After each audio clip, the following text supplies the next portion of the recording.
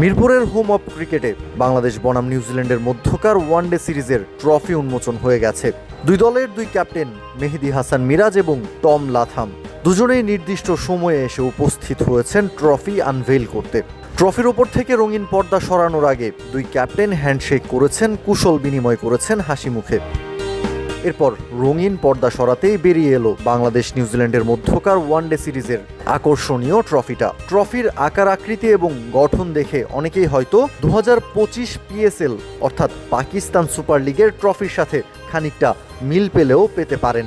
ট্রফির ডিজাইনটা বেশ আধুনিক এবং দেখতেও বেশ প্রিমিয়াম। 5+ স্টার রেটিং প্রাপ্ত দেশের সর্বোচ্চ বিদ্যুৎ সাশ্রয়ী ওয়ালটন এসি স্মার্ট কমফোর্ট এখন নেক্সট লেভেলে। ট্রফিটা লম্বা এবং স্লিম, উপরের দিকে সরু হয়ে গেছে, পুরোটা দেখতে একটু সর্পিল বা স্পাইরাল।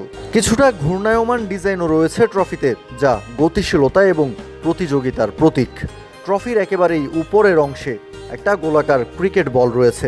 মেটালিক এই বলটা দেখতে বেশ চকচকে। ট্রফির মাঝের অংশে বাঁকানো ধাতব স্ট্রিপ বা রিবন জাতীয় নকশা আছে, যা ট্রফিটাকে আরও স্টাইলিশ করে তুলেছে। এই অংশে হালকা খোদাই বা এমবোসড লোগো দেখা গেছে।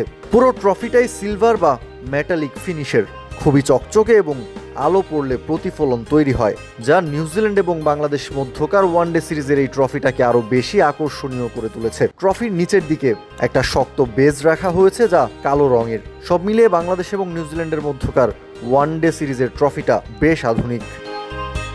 মিনিমাল ডিজাইন হলেও লুকটা বেশ এলিগ্যান্ট, যা আন্তর্জাতিক সিরিজের গুরুত্ব গৌরবকে সুন্দরভাবেই ফুটিয়ে তোলে।